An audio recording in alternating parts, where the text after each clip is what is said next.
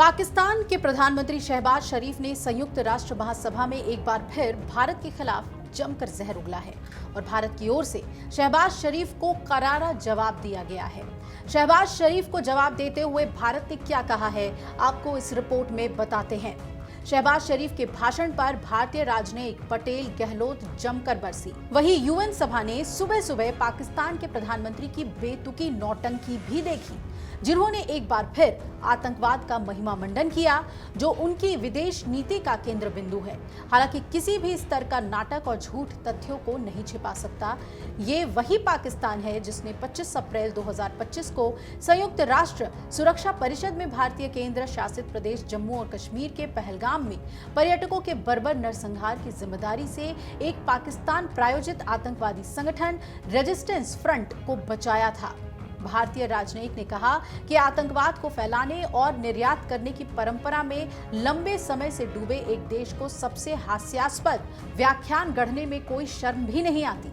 याद कीजिए कि उसने एक दशक तक ओसामा बिन लादेन को पनाह दी थी, जबकि आतंकवाद के खिलाफ युद्ध में भागीदार होने का दिखावा करता रहा।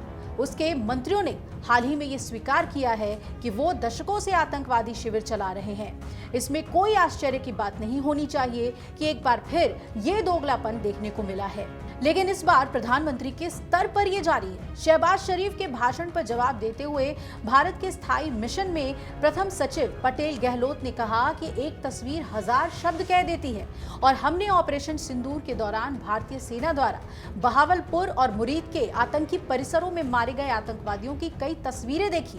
जब वरिष्ठ पाकिस्तानी सैन्य और नागरिक अधिकारी सार्वजनिक रूप से ऐसे कुख्यात आतंकवाद का महिमा मंडन और श्रद्धांजलि देते हैं, तो क्या इस शासन की प्रवृत्ति पर कोई संदेह हो सकता है? पाकिस्तान के प्रधानमंत्री ने भारत के साथ हाल ही में हुए संघर्ष का एक विचित्र विवरण दिया। 9 मई तक पाकिस्तान भारत पर हमले करने की धमकी दे रहा था, लेकिन 10 मई को ही सेना ने हमसे सीधी लड़ाई बंद करने की अपील कर दी। किस तरीके से उन्होंने पाकिस्तान को धोया है, ये बयान सुनिए। Standing national position. Where terrorism is concerned, we are making it clear that there will be no distinction between the terrorists and their sponsors. Both will be held accountable. Nor will we allow terrorism to be practiced under the cover of a nuclear blackmail. India will never bow to such threats. India's message to the world is clear. There must be zero tolerance for terrorism. I thank you, Mr. President. तो पटेल गहलोत को सुना आपने। उन्होंने ये भी कहा कि पाकिस्तानी प्रधानमंत्री ने भारत के साथ शांति की बात कही है।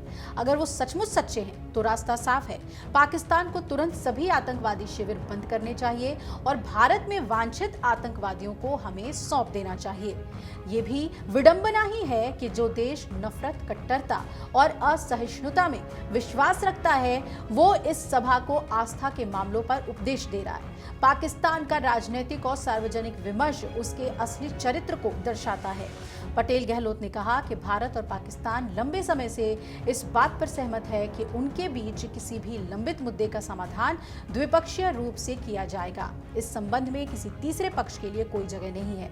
ये हमारी दीर्घकालिक राष्ट्रीय रणनीति है, स्थिति है। और उन्होंने ये भी कहा कि जहां तक आतंकवाद का सवाल है, हम ये स्पष्ट कर रहे हैं कि आतंकवादियों और उनके प्रायोजकों के बीच कोई भेद नहीं किया जाएगा। दोनों को जवाबदेह ठहराया जाएगा और ना ही हम परमाणु ब्लैकमेल की आड़ में आतंकवाद को पनपने देंगे। भारत ऐसी धमकियों के आगे कभी भी नहीं झुकेगा। दुनिया के लिए भारत का संदेश स्पष्ट है, आतंकवाद को बिल्कुल बर्दाश्त नहीं किया जाएगा। अगर आप ये वीडियो YouTube पर देख रहे हैं तो हमारे चैनल को सब्सक्राइब कर बेल आइकन दबाएं और Facebook पर देख रहे हैं तो हमारे पेज को लाइक करें।